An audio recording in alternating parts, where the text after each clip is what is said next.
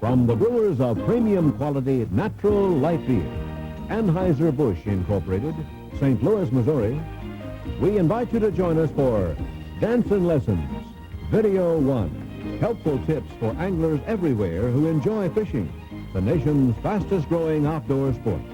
Featuring America's best known fisherman, Bill Dance.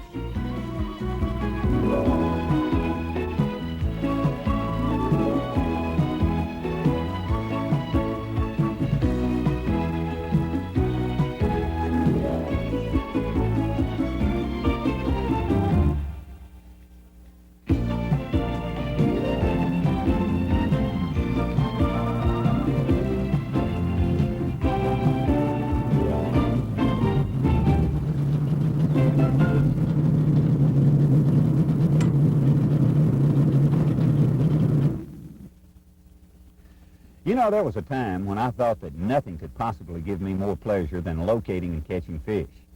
But I've come to realize that there's something far more rewarding to me, and that's the personal pleasure derived from being able to share with others what I've learned about this fantastic sport we call fishing.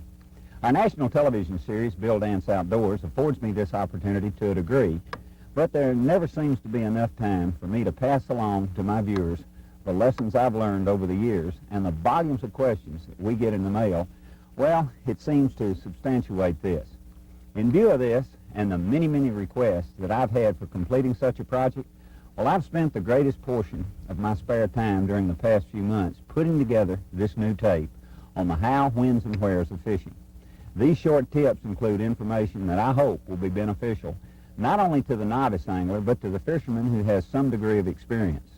The questions contained herein were selected from thousands that have been asked me at seminars, university classes, store promotions, boat and tackle shows, and by mail over the past several years.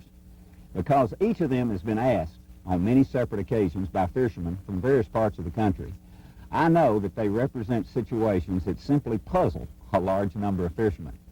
Now, the good folks at Anheuser-Busch and Natural Light have helped tremendously in putting this tape of dancing lessons together for your enjoyment and benefit. And I sincerely hope that these tips I've learned over the years will further your enjoyment of the tremendous sport of fishing.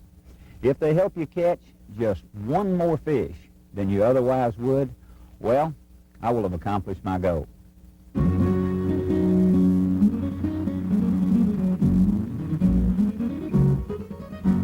You know, when the sun is out and the sky is blue and there's not a cloud to spoil the view, the weather has improved just after a front has passed through, that sounds like the making of a good point. When the sun is out and the sky is blue, there's not a cloud to spoil the view, the weather has improved just after a front has passed through. Well, anyway, conditions look great for a nice outing, such as going fishing. Well, these kind of days are known as high skies, high pressure, or bluebird days. But while such a day might be a great time for a nature hike or even a picnic, most anglers fail to realize that it may be one of the most difficult weathers for fishing. And I honestly believe that a change in barometric pressure that occurs on bluebird days drastically affects fish behavior.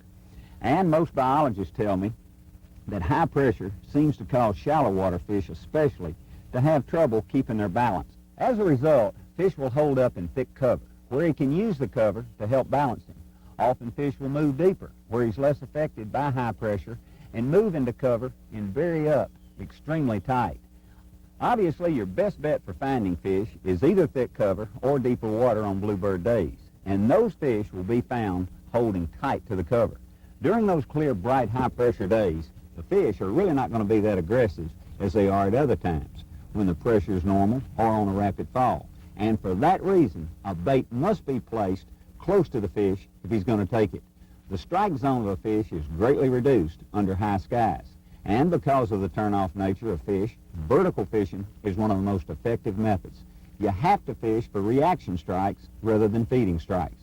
You got to adjust your thinking to possibly getting fewer strikes in a day where you'd normally expect to get much more if conditions were more normal. Without a doubt, bluebird days are often the hardest days to catch lots of fish. However, if you make the correct moves, you'll increase your chances for that day.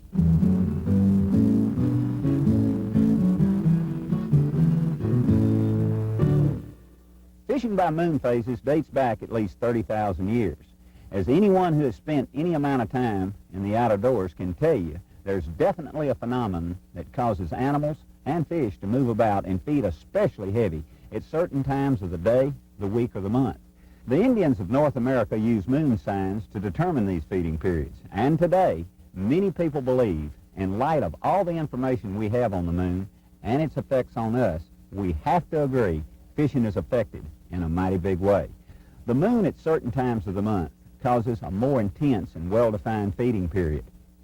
This is partly because of the distance of the moon from the Earth. As the moon orbits, there's times when it's near the Earth, and there's times when it's further away. As the moon is near the Earth during the full and new moon phases, it exerts a higher gravitational pull, and thus causes fish and animal life to be affected. Now, when the moon is further away, the gravitational effect is weaker, and this causes a milder and less defined feeding period. But the greatest misconception surrounding the use of moon signs for hunting and fishing exists around the weather. The impact of moon signs can be overridden by strong or sudden changes in weather. A cold front, strong winds, any rapid change in barometric pressure can neutralize the effects of the moon. Now, different moon phases are known to affect the spawning, the feeding, the traveling habits of fish, as well as the ocean tides, crime, and even mental stability and fertility rates. John Alden Knight, who originated the Salooner table, conducted an extensive research program to substantiate his Salooner theories. He investigated nearly 300 catches of either individually large fish or exceptionally high numbers of fish. As Knight had suspected, better than 90% of these record catches were made during the period of the new moon. So the next time you're planning a 2 or 3 day fishing trip, you might want to plan it around a new moon phase. No doubt about it, old Mr. Moon affects every living creature. And it's important to remember that certain moon phases will lead you to more successful fishing trips.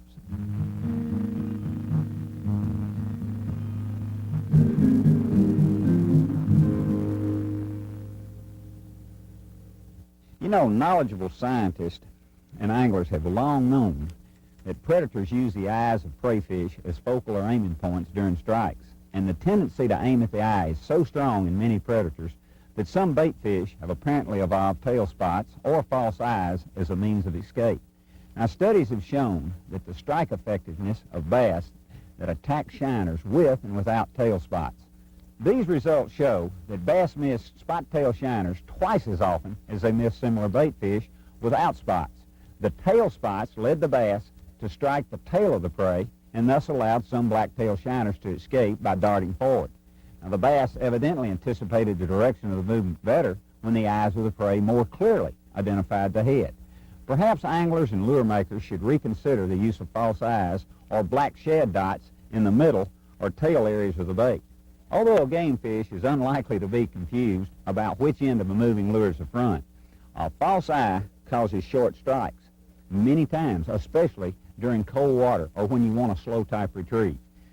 Based on this study, it might be best to either paint over the tail dots on the lure that imitate bait fish. You might want to go even one step further and highlight the eye of the bait to help the fish take better aim.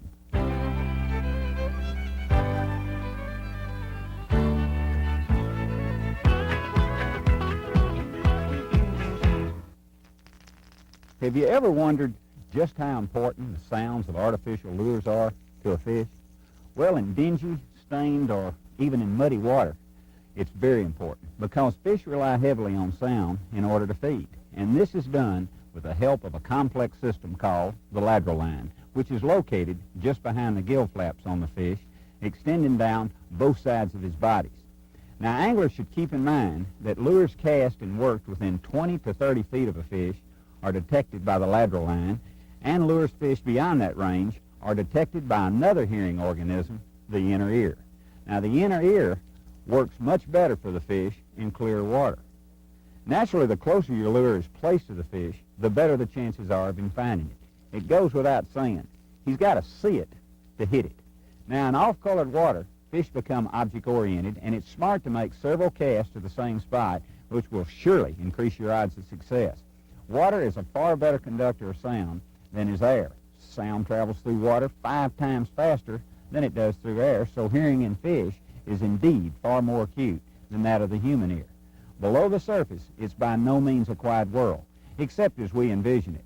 All aquatic creatures make noises of highly varied kinds that fish are capable of hearing. Keep in mind that the lateral line is a sense of distant touch.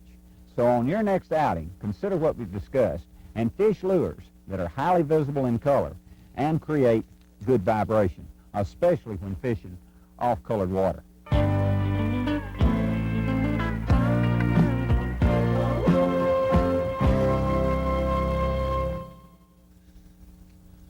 are you going to be so mean for? Huh? Hey, I got a tip to do. I ain't got time to talk to you. See you. Shoo. Now, there goes a real fisherman. You know, most crappie, bass, and catfish, and even bluegill fishermen have 2 or 3 lakes they normally like to fish. And if I had to guess, chances are these lakes would be similar in nature, and the fishermen would tend to concentrate on similar areas in each lake. Now, somewhere along the line, when he began fishing these lakes, he tried a variety of areas, but he was only successful in a given type of water. Therefore, he gravitates back to that type of water each time he goes fishing. This type of water produces best because he's learned how to fish it effectively, and he has confidence in his method. Now, the problem is that we tend to lock ourselves into certain types of areas and consequently never learn to fish different kinds of water. Now, Texas, Louisiana, Mississippi, and southern Arkansas fishermen are oriented toward brush and timber lakes that are basically shallow and normally semi-clear to muddy, while East Tennessee and northern Arkansas and even southern Arkansas, Missouri fishermen are oriented toward gravel, rock, and boulder-filled lakes that are normally very clear, and they've got a lot of deep water. Now, boys down south, down in southern Georgia and Florida fishermen rarely fish anything deeper than their hip pocket. They're accustomed to fishing grass and different forms of aquatic growth.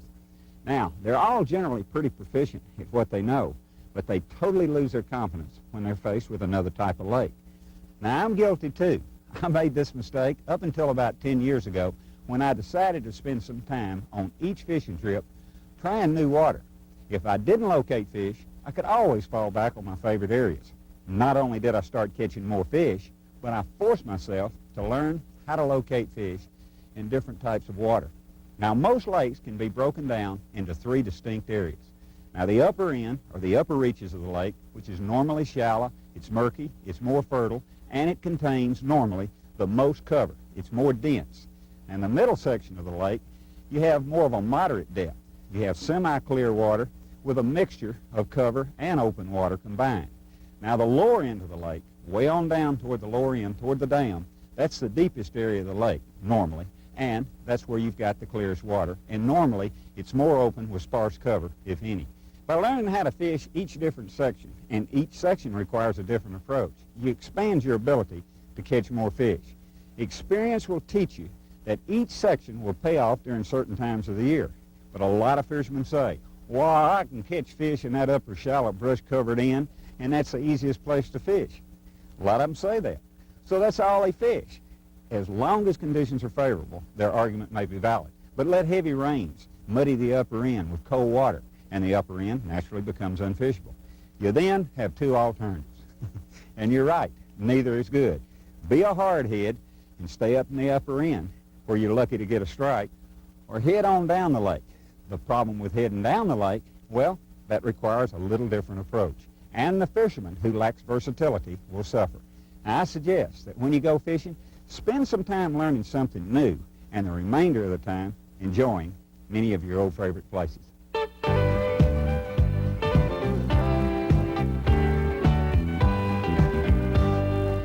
Let's face it, fishermen are visually oriented. They like to fish what they can see. Now, it could be a stump, it could be a log, a treetop, a bush, some form of aquatic growth, or it could even be a boat dock or a pier. Since docks and piers are such a noticeable feature on many shorelines across the country, let's talk about one key feature that makes one dock better than another. Now, if there's one thing I've learned about object-oriented fish, such as crappie and bass, it's their instinct to select cover close to deeper water. Now, deeper water close by gives a fish a sense of security. and an escape route off into deeper water. So what makes one dock better than another? Docks and piers built close to a major depth change. It doesn't matter how large the dock or the pier is. The important thing is that the dock has a rapid depth change either out in front of it or right up underneath it. And those type docks will always be the most productive. So the next time you go out searching for fish around this form of cover, spend a little bit of extra time with the help of your depth finder or your graph and look for docks and piers that attract the most fish.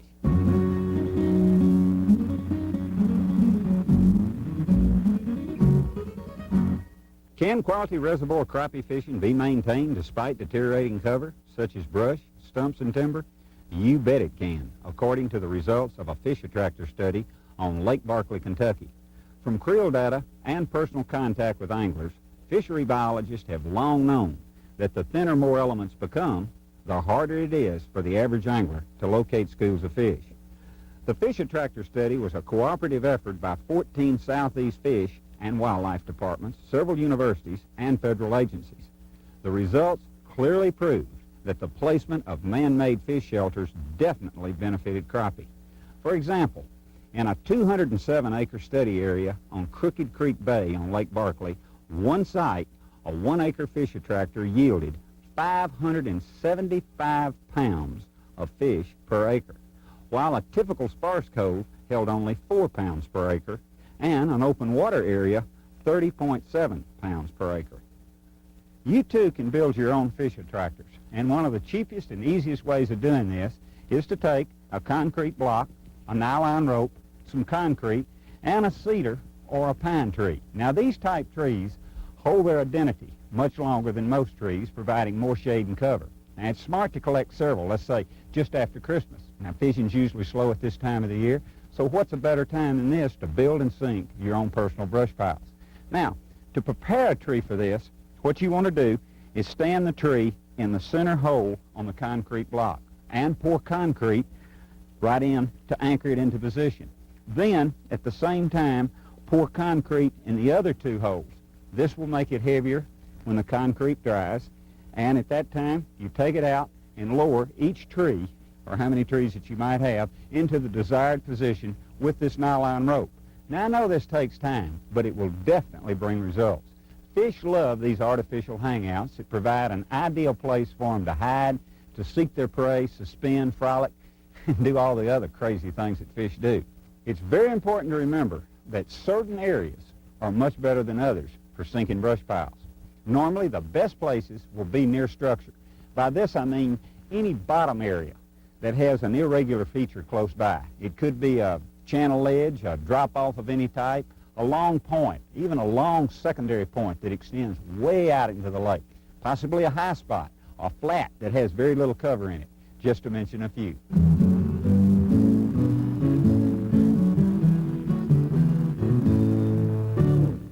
Are fish and lure colors really that important to you as an angler? You bet they are. And let me tell you why. Fish rely on color vision for food, signals on mating behavior, shelter, and self-defense. And scientific research has proven that fish have excellent color vision. They can distinguish between narrow color bands and even shades of the same color. Now, the major functions of a fish's eye are to receive, resolve, and respond to light, and to transmit that information to the brain.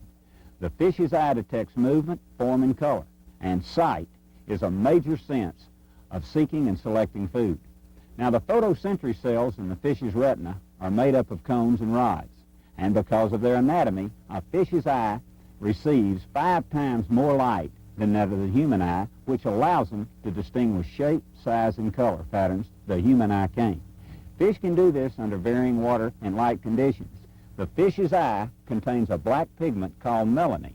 Now, this is not present in the human eye, but what it does, it shades the photosensory cells of the retina and allows them to see equally well in extremely bright light with no discomfort. Did you know that for years, fishermen have been educated to the fact that sunlight hurts a fish's eye? Well, the truth is, bright light doesn't affect or hurt their eyes at all. The fact is true that shallow water fish can see better in shady areas than in well-lit water. As in all fish, the iris is fixed and cannot open or close down to adjust to the amount of light. This causes fish to seek shade on bright days. But there's more to that story. Any predator prefers to remain in shaded or darker water where it is afforded a certain amount of protection against its enemies while giving it the advantage in the strategy of feeding. It's far easier to see a minnow, a crawfish, a shad, or other prey swimming by in better lit water while remaining in semi-darkness, and naturally the prey cannot see the predator and the predator cannot see the prey. Example, if you were to turn all the lights on in your house at midnight and go outside in the yard, you could see everything inside. But at noon tomorrow, do the same thing. It'd be much more difficult to see into the house. Example, if we were looking out across an open field, we could see fairly well, but let's walk under a shade tree and look right out across that same field. Naturally, we're going to see so much better. Without question, on sunny days, you'll find more bright areas on the lake than you'll find shady areas. But don't be afraid to fish the well-lit water. All the fish in the given area won't be under that shady object. However, when shady areas are present, fish them well, because your offering will definitely be seen much better.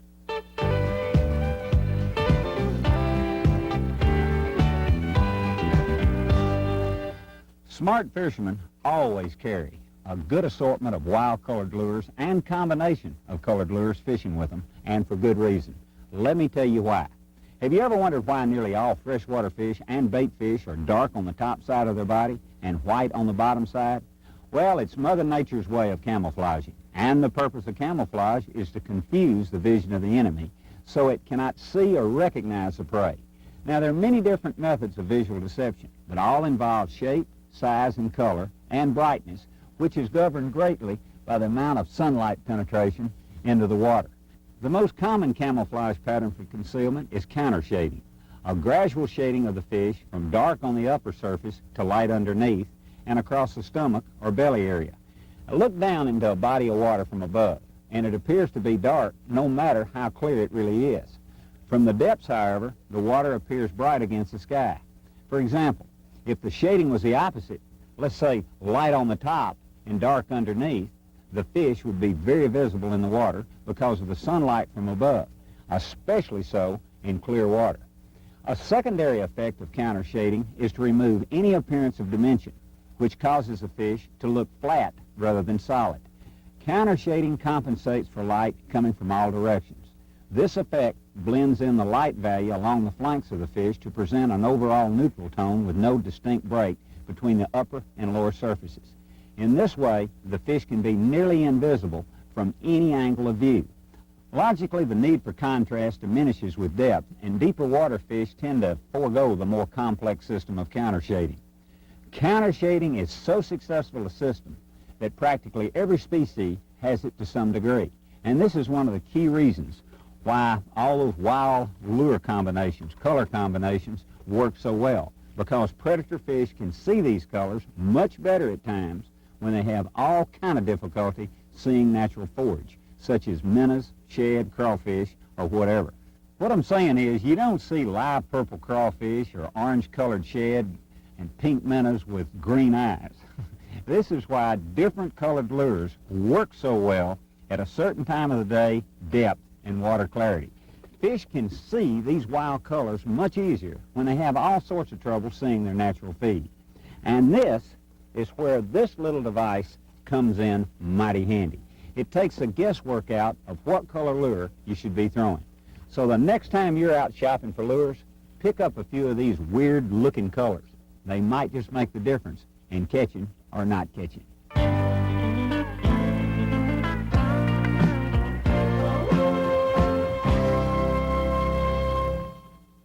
You know, I'm totally convinced to catch big fish on a regular basis, one needs to use big baits, either live or artificial. Novice anglers seem to choose small lures probably because they believe that choosing a larger one will keep them from catching smaller fish. But choosing the right size lure, usually one larger than you would normally fish, in my opinion, that's the way to go, especially during the early spring, summer, fall, and even winter. Appetizers are human inventions. Bass, crappie, walleye, sauger, even catfish, large or small, are looking for a full-course meal. Indeed, a big part of the choosing a big lure is in the looking. Fish can't eat what they can't see, and most times they don't prefer tidbits unless that's all that's available. Give them something they want and something they can see. Even if you're fishing at night, larger lures work better than smaller ones. Even though fish can see well at night, they can't see as well as they can during the day. However, they have a big advantage over most forage at night. But even on a dark night, they probably can't identify exactly what they try to eat. Even in clear, calm water on a bright night, they probably can judge basic shape and size, but not absolute shape and size. If they see something that looks reasonable and they're feeding, they'll try to eat it. Now, there's more margin for contact and less margin for error with a big plug too. A large plug is almost 2 to 3 times longer, fatter, or bigger than a smaller lure, and this creates a larger image that a fish is more likely to see. Plus, a larger bait creates more sound as it's moved through the water. So, where's the logic in using a small bait?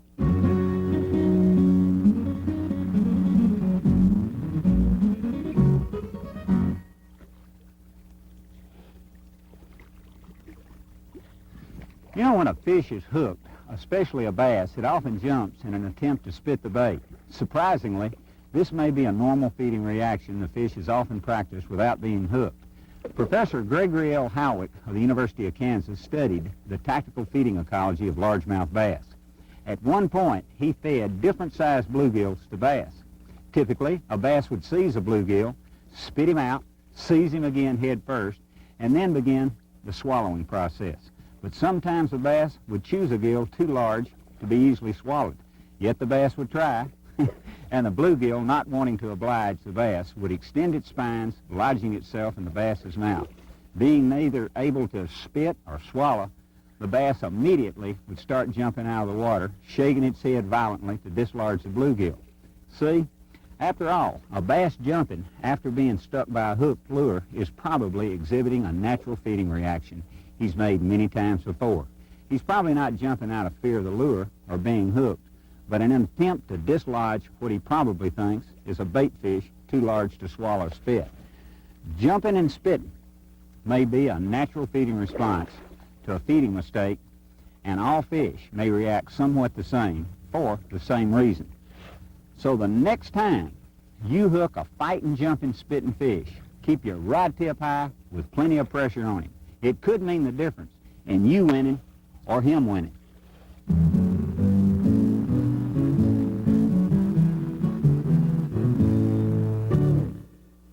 You know, fishermen can become lax about sharpening hooks, believing that just because a hook is brand new, it's needle sharp.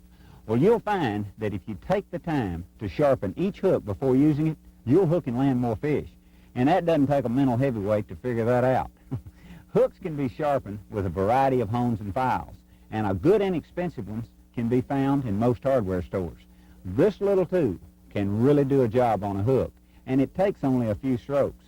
The key to sharpening any hook is to create cutting edges. It's not really the sharp point that's as crucial for hooking a fish as a pair of cutting edges. Hold in the finger of one hand with the bend of the hook towards you, the eye away from you, and the point on top. Lay the file at 45-degree angles against one side of the hook, right like I've got here. One side of the hook point between the barb and the point. A few strokes will flatten this side, forming a cutting edge. Now, put the file on the other side, maintaining a 45-degree angle. Now take a few strokes forward, and the results will be a cutting edge on the top opposite the barb, formed by two 45-degree angles, plus a pair of cutting edges, one on each side, midway between the back of the point and the barb. So, if you're after a few fish, or even a limit, the hook had better be sharp and had better be set with authority. Who knows? That strike might just be the fish of a lifetime.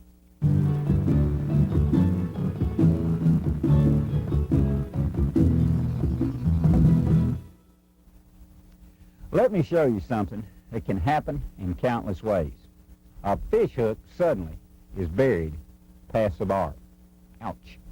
Removal can be painful, even a hazardous procedure, especially when someone comes along and wants to either cut it out or yank it out. But let me show you a quick method for removing it. All you need is a piece of monofilament fishing line. Take a piece about 20 inches long, 17 to 20 pound test is a good test to use. tie a knot in one end of the loose end and place the loop over the back of your hand, just like I've got here.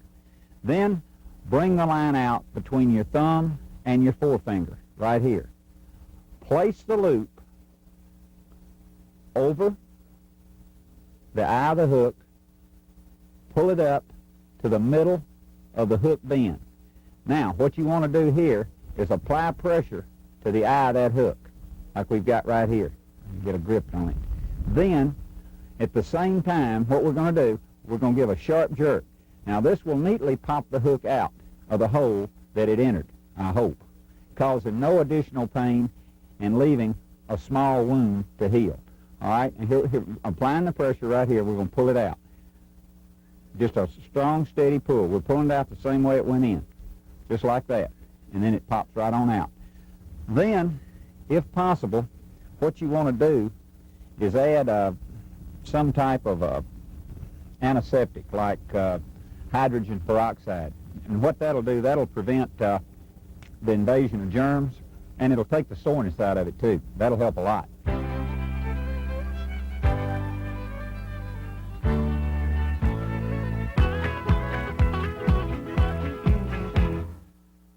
Ounce for ounce, the bluegill is undoubtedly one of the scrappiest sport fish in freshwater today. Fishermen value it not only because it's fun to catch, but also because it makes up an important source of food for other sport fish. And last but not least, it's a mighty tasty fish on the supper table. This little sunfish is abundant in most areas of the United States. Although not native to all parts of the country, it has been widely stocked in both artificial and natural lakes. Now, bluegill normally don't grow very large. Under ideal conditions, the average size will run about, let's say 6 to 8 inches in length. However, in some very fertile waters, 10 to 12-inch bluegill are not uncommon. If waters are overstocked, it may grow no larger than about 3 inches. Now, overstocking is definitely a problem with bluegill. They multiply very fast, and if they're not eaten by other fish or caught by fishermen, their numbers soon exceed the available food supply. And this is one reason you should never toss one back. Usually bluegill inhabit moderately shallow water. Once the water temperature reaches about 60 degrees, you want to fish for them near cover, say in quiet coves, in pockets, kind of out-of-way places that don't take a pounding from strong winds. They can be caught with a variety of tackle and baits. Children and adults, too, with cane poles and a can of worms or crickets, have a great time catching this fish. And fly rod fishing for bluegill is a wonderful sport, or ultralight spinning gear with 2 to 4 pound test line and a 64th ounce or even a 32nd ounce jig gives an angler a real challenge. Also on a fly rod, the bluegill is a worthy opponent. Normally it hits the lure hard and the fight is on once it's hooked. Its flat body provides a good deal of leverage at the end of a line. They'll hit dry flies, wet flies, small jigs, but I'd say worms and crickets are probably the most common live bait used. Now, spawning usually takes place several times from late spring to midsummer. Once the water temperature warms into the high 60s, let's say to the low 70s, and you'll find that the majority of bedding occurs within 3 to 5 days of a new moon phase. The male fish moves into the shallow water and builds a nest 6 to 12 inches in diameter, preferring a hard bottom if available. A rim of sand or silt created by the fanning action of its fins encircles the nest. As many as 50 to 200 of the nests can often be found in a relatively small area. When the nest is complete, the male drives the female into the bed, she deposits the eggs, and the male drives her away, fertilizes the eggs, and guards them. Once hatched, he protects the fry, ready to charge the enemy. So, the next time you're looking for some fast action, check the moon phase, grab your pole, and head for the shallows. You won't be sorry you did.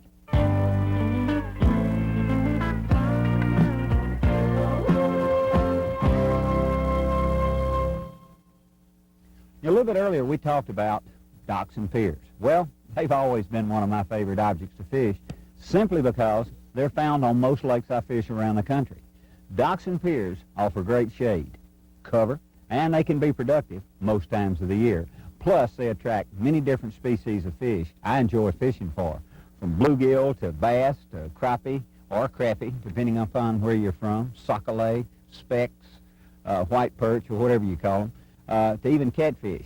Now, the ideal dock to look for is my number one choice, and that's a dock that's built close to the water, which naturally provides more shade, and a dock, as I said earlier, that's built close to deeper water, and that's very important. If a dock has night lights and pole holders, that tells me that the owner's a crappie fisherman, and it also tells me that he's got planted cover around it, such as old Christmas trees or some type of tops or mats, which is ideal cover because pines and cedars, as I said, hold their identity longer than most trees. And to confirm that planted cover's there, if you'll use your depth finder or graph, this is going to help you locate the cover. You need to get to know the best docks on the lake like the back of your hand. And what it'll do, it'll save you lots of valuable fishing time. Once you get acquainted with the peculiarities of each, you'll know which docks attract the most fish, and you're on your way to catching more fish.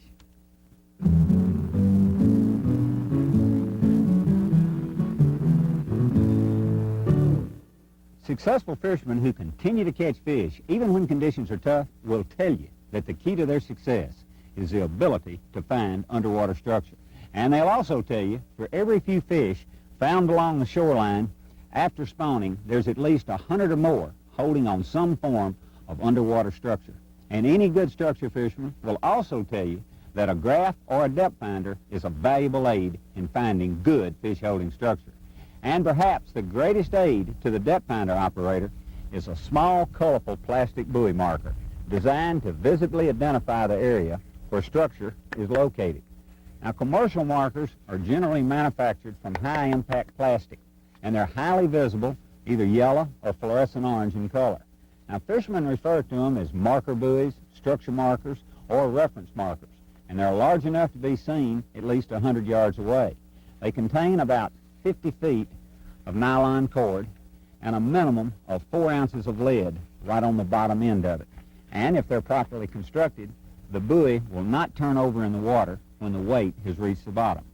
Buoys should be used to pinpoint structures such as drop-offs, underwater ledges, stump rows, ridges, any high spot, plus any other form of structure that fish seek and use. They're a valuable aid to fishermen who like to troll, since they'll mark the location of a school of fish and eliminate the hit-or-miss method of catching them. Always keep a marker buoy close at hand, just in case, for example, you lose a good fishing outfit or something overboard. A marker buoy dropped immediately at the spot can speed the recovery of the outfit.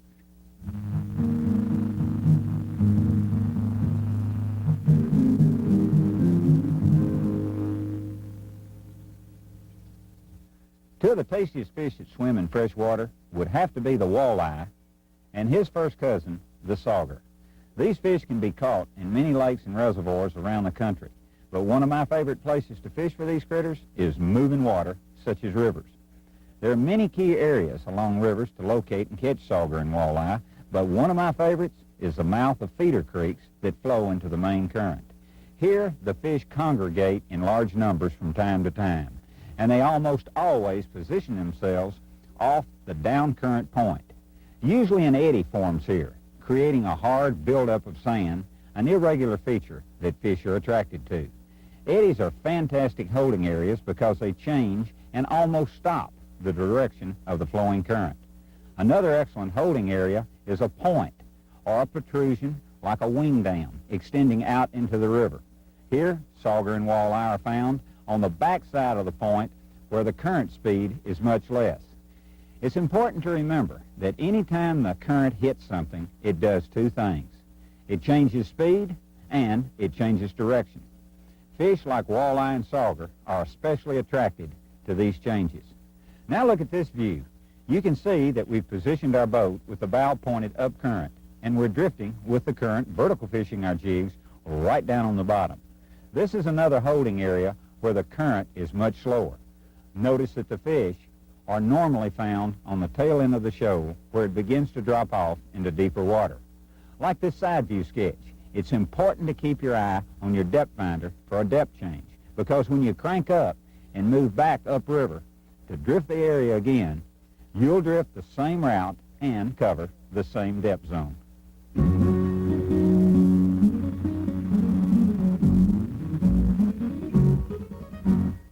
Living on the banks of the #1 catfish river in the country, the mighty Mississippi, I find myself going after catfish several times during the summer months. And there are many popular ways to fish for these creatures, from the rod and reel to the trot line and so forth. And a very relaxing way is a way that we refer to as blocking or jugging. Let me show you what I'm talking about. You know, there's a lot of different ways and methods of catching catfish here on the Mississippi, but this particular method is a highly productive way of catching them. What we've got 2-liter Coke bottles painted black for high visibility. This black and off-colored water will really show up real well. What we're going to do, we're going to bait them with pre-soaked, pre-dyed hot dogs. Hot dogs. Hot dogs. As in eating hot dogs. What? As the kind you eat hot dogs. Same kind. Now, red is a highly productive color here. And we've dyed these with food dye. They've been treated and soaked or marinated in Fish Formula 1 for about 2 days now. Yeah, you smell that as soon as you open the can. Right.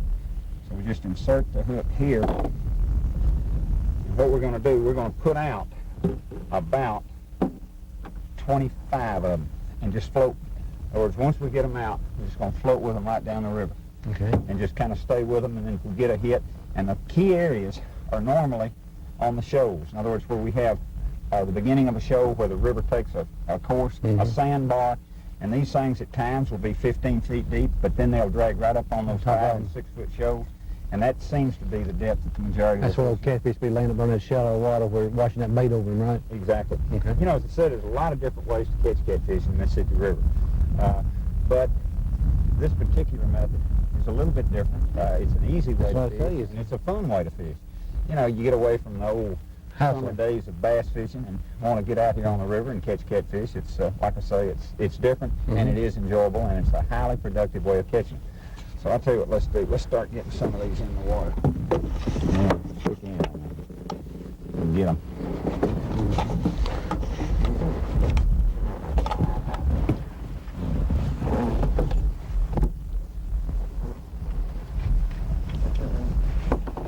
We got a jug going down right on. Look, already. Yeah. Did it go down? Uh-huh. Huh? Yeah. Be careful now. May have to stop quick. Okay. You don't have it with the depth net? Oh, there's no fish on that. Yeah, it is, too. Huh? Yeah. See the way it's standing go up? under? Yeah. It did go under? You see the way it's standing up? Huh? Yeah, it's a fish on it. It's going off to the side by itself. Gonna help me now. Yeah, there's a fish on it. Yeah. All right, easy now. See the way it's dipping down? So he's going away from us. Can you reach it? Is anything on it? Yeah, something on it. Beside him. Go ahead. Yeah. Can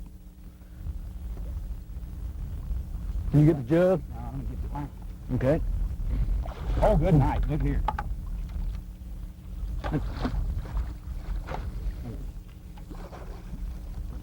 Got it? Okay. Get jug and all.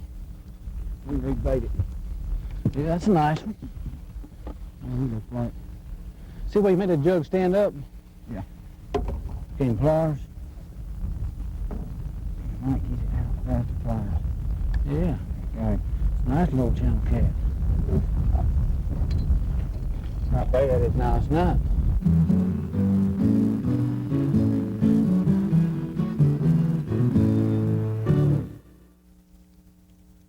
Let's talk a little bit about tuning your crankbait. Your lure runs to the right, or it spirals and jumps up out of the water. Well, what do? Well, don't just throw it back in the tackle box and tie on another one. If by chance a lure runs off to the right when you're retrieving it, hold the lure with its lip facing you and slightly bend the line eye, not the O-ring, to the left. Just bend it to the left if it's facing you. Now, if the lure should run off to the left, what you want to do is bend the line eye to the right. Now, a fraction of an inch is very important. This will move the line eye back in line with the center of the lure, balancing the bait to run straight. Now, the slightest bend will make a drastic change in the way the lure runs. So the trial and error method is recommended. In other words, you want to adjust, cast, retrieve, and repeat until the lure runs true. However, there are times when you don't want the lure to run true. when you cast it out. There are times when you want it to run off, especially during those times when fish are hidden, let's say, way back up under, where it's real shady or almost impossible to get a lure in close to the fish. For example, when you're way back, or let's say if you're fishing down a ledge or a cliff or where it has ledges, when the fish are way back up under the ledge or way back up under a dock or a pier, or let's say at the base of a shallow tree with low-hanging limbs, or possibly suspended up under a log jam, a drift, or some form of floating vegetation, what do? Okay, one little trick that's tailor-made for parallel casting cover of this type is to cast a slightly out-of-tune crankbait. That's right, an out-of-tune crankbait. If you're fishing a pier or dock, for instance, that's to your left, the bait will run left up under the cover several feet or more.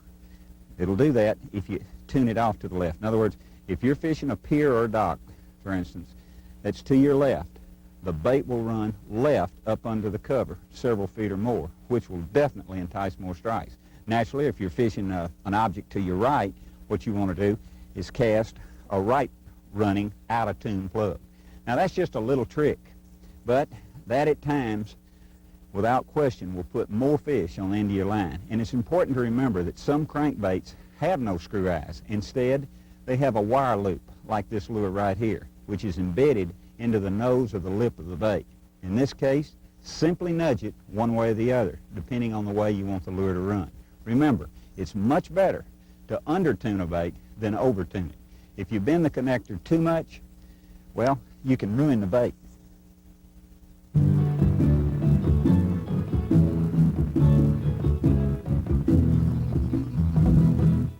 You know, there's a lot of different things that control fish behavior and fish location, but one of the most important things is pH. So, what is pH? Well, pH is a measurement of acid-base relationship in water. The pH scale ranges from 4 to 10. A pH of 7.0 is considered to be neutral, or neutrality of water, neither acid nor alkaline. Any value below 7.0 is acid, and any value above 7.0 is alkaline. Water pH controls all aspects in a fish's life, including the spawning, the development, the growth, the feeding, the metabolism, and the habitat selection. Because pH is so extremely critical to fish, an understanding of this water quality parameter will increase your fishing success tremendously. The pH method for fishing is based upon two considerations. One, observing the pH on the surface of the water, and two, checking the pH at each foot below the surface to the bottom. The pH meter, well, it's a tool that will quickly and easily identify a break line and unproductive water. Now, a pH break line can be as small as 0.2 of a unit, such as a drop from, let's say, 7.8 to 7.6, or even more drastic, dropping as much as 0.4, let's say from 7.6 down to 7.2. Now, if you find a break to occur between 7 and 8 feet, for example, well, what will this tell you? Well, it'll tell you that you can catch fish from the surface down to 8 feet. However, the most active fish will be holding just about the 8-foot level, 7 to 8 feet. And that's where the break line occurs. Now, fish must live within an environmental condition that exists or occurs within the lake. And all species of fish are most aggressive when the pH is between 7.0 and 9.0. Now, when the pH is above 7, or let's say 9.0, or below 7.0, the fish become less aggressive, and they're much more difficult to catch. Now, I'm going to say that one more time. When the pH is above 9.0 or below 7.0, the fish become less aggressive, and they're definitely much more difficult to catch. Now, once you've determined the best area to fish, the next step is to determine what depth you should be fishing. Fishing the correct depth is one of the most critical components to successful fishing. Okay, now, drop the pH-weighted probe and take a surface reading. Then read the pH at each foot. The cable is calibrated all the way down to 50 feet. All right, read the pH at each foot until you see a 2, 3, or 4/10 drop. Now, that's the pH break line you're looking for. In checking for this break, allow about I'll say approximately 10 seconds at each level for the meter to adjust to the correct pH. Once you've determined the depth of the pH break line, don't fish any deeper. Normally you'll find that the break line will be the same throughout the area that you're fishing. However, if you should move to another area in the lake, it's best to check it again. And it's smart to also check the area you're fishing periodically, because it can change from morning to afternoon, or with a change in the weather, from, let's say, cloudy to sunny or sunny to cloudy. This kind of reminds me of a trip I had one summer fishing a Mississippi River oxbow on a very cloudy day. Well, what I had done, I had established a break line between 8 and 9 feet, where there was a 3/10 drop occurred, dropping from 7.1 to 6.8. I believe that's right, 7.1, yeah, to 6.8. Well, I was fishing a sandy point, and I managed to catch and release a dozen nice fish in the 2 to 4 pound class. Returning the next day to the same spot, I began fishing the same depth as I did the day before, 8 to 9 feet. Well, conditions were the same, almost. We had light southwest winds, 90 degrees, stable pressure, but today the sun was shining. And checking to see if the pH break line had changed, well, I found to my surprise it had changed.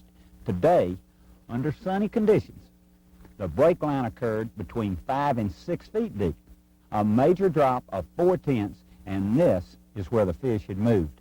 Now, they moved some 30 feet shallower up the sandy point into a depth of 5 to 6 feet. Now, I didn't catch a limit. I caught only 6. But I'm totally convinced, without the help of this little device called a pH meter, those 6 bass would never have seen my lure.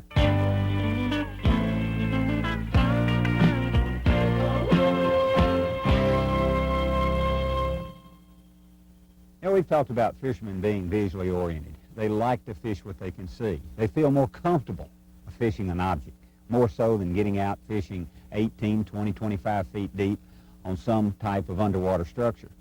I'm the type of guy that likes both of them. I like to fish, I enjoy fishing structure. I think that deep water fish are a lot more dependable fish than shallow water fish. Barometric pressure changes don't affect deep water fish near as much as they affect shallow water fish. But of all the different types of objects, we're talking about fishermen being visually oriented in fishing objects. We've talked about bushes, we've talked about piers, we've talked about stumps. One type of object that I enjoy fishing, as well as many other fishermen, are floating logs. Now, floating logs, well, they're classified as an irregular feature, and they can be a dynamite object to fish. Now, usually your larger logs are better. Now, let me tell you why. Even though a particular log may have plenty of cover, it may or it may not have plenty of cover around it, such as bushes or brush, grass, or whatever, it's usually the horizontal shadow created by the floating log. It's not the other cover that attracts and holds the fish. This structure will produce deep horizontal shade, well, all day long, instead of a shallow vertical type shadow that rotates 180 degrees, as in the case of, say, standing timber. It also serves as a long horizontal ambush point where a bass and other predator fish can readily attack bait fish without ever leaving the security offered by the shadow. Now, when bass are shallow, one of the first visible objects that I look for in a mass of standing timber or even in open water or in any form of aquatic growth would be horizontal logs. And I can recall many days when fishing this type of cover, well, it really saved the day. Now, when it comes to lures and how to fish them, well, the spinnerbait earns my praise here. However, at certain times of the year, from, let's say, late spring on into the summer, topwater plugs or buzzbaits can really provoke some exciting action. Another important thing to remember is to position your boat where long casts can be made to parallel. In other words, what you want to do, you want to parallel the log. By doing this, you cover 100% of the strike zone, and it can be covered by a long cast coming all the way down the end of the log. Fishermen have the tendency to throw across the log and pull their bait across it. Therefore, they're really only covering 5% of the log. So what I like to do is cast beyond the opposite end of the log, if possible, then retrieve my spinnerbait along the outside edge of the log as it comes right down the log. Now, most of the strikes occur just as the lure clears the end of the log. I always like to stay some distance from the end of the log because oftentimes a bass will follow the bait and he could see you if you're really too close. When using a spinnerbait, one of the first things that you want to do is to take the bait, crank the lure just under the surface along the log. If this fails to bring a strike, repeat the same cast, but this time, as the lure reaches the end of the log, allow it to flutter down several feet before reeling it on in. I'd say probably 50% of the bass that I catch on this type of an object, the strike occurs as the lure clears the end and it starts to fall. Now, if a log is too long to cover, say both ends on one cast, what you want to do is reposition your boat. Take the time to position the boat. Come around, reposition your boat, and cast from the opposite end in the same manner. Fishing a floating log, big or small, in this manner will always produce greater results for you.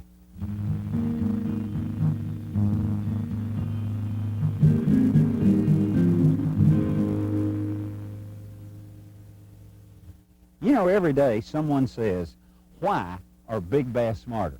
Well, to begin with, any bass you catch is a special creature.